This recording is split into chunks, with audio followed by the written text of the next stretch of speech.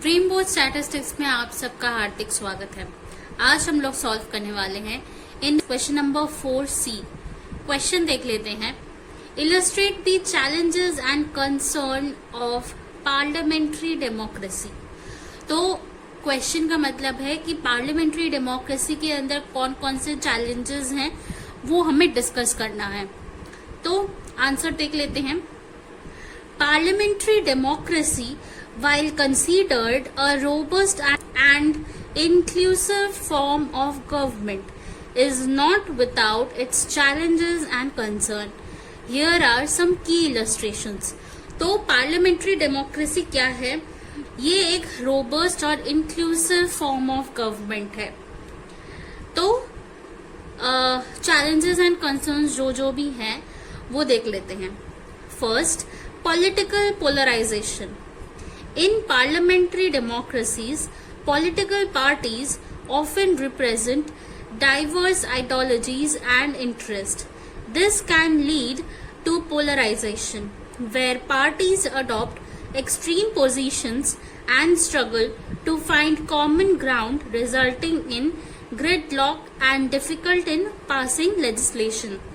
तो political polarization का मतलब क्या है?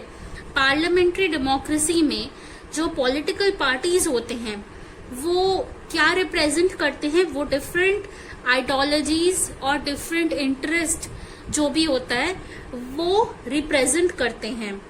और ये ही रिप्रेजेंटेशन क्या लीड करता है? पोलराइजेशन लीड करता है, जहां पे जो पॉलिटिकल पार्टीज होती हैं वो क्या अडॉप्ट करती है? वो एक्सट्रीम एक पोजीशन अडॉप्ट करती हैं और स्ट्रगल करती हैं to find the common ground of legislation.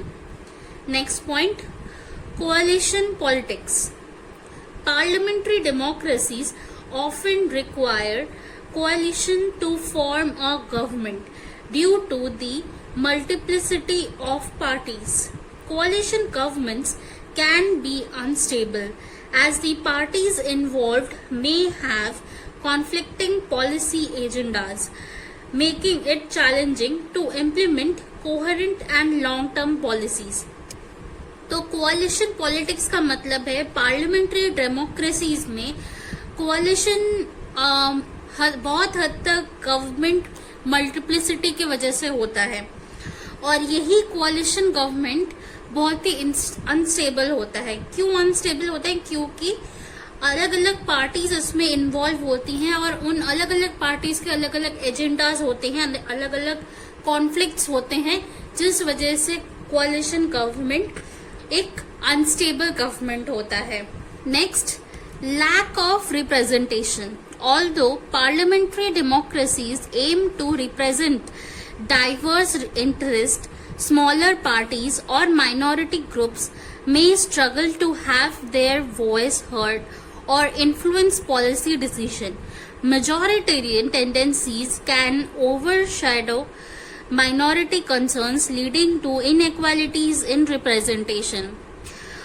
तो लैक ऑफ रिप्रेजेंटेशन का मतलब है पार्लियामेंट्री डेमोक्रेसीज वैसे तो एम करती है कि डाइवर्स इंटरेस्ट हो और स्मॉल पार्टीज फॉर्म करे और माइनॉरिटी ग्रुप्स में ज्यादा से ज्यादा हम पॉलिसीज को इन्फ्लुएंस कर सके।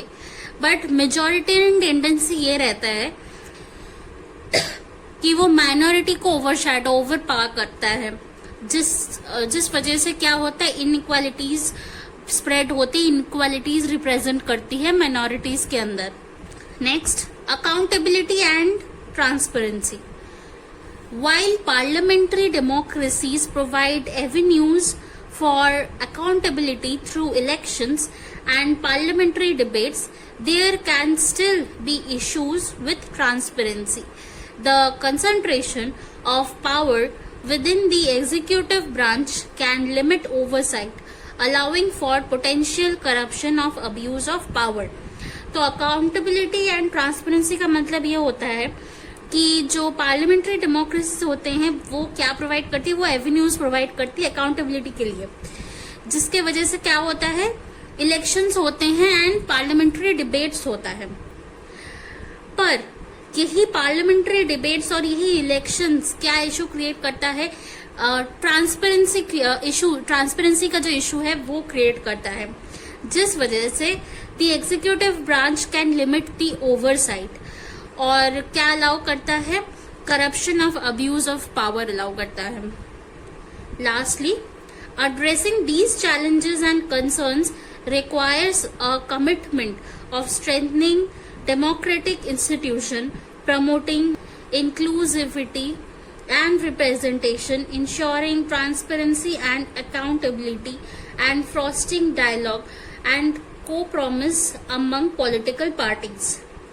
तो जो challenges and concerns है उनसे हम क्या सीखते हैं? उनसे हम यही सीखते हैं कि कमिटमेंट होना चाहिए for strengthening the democratic institutions, ensuring the transparency होना चाहिए, and also the accountability and fostering the dialogue. तो ये था आज आपका आंसर, बहुत ही इजी सा आंसर था। आशा आप सबको ये समझ आया है। कोई भी डाउट है, कोई भी क्वेरी है, please feel free to comment down below. And video अच्छा लगे तो लाइक कीजिएगा, share with your friends. Don't forget to subscribe our channel, hit the bell icon ताकि नोटिफिकेशंस आपको मिलती रहे। Thank you for watching.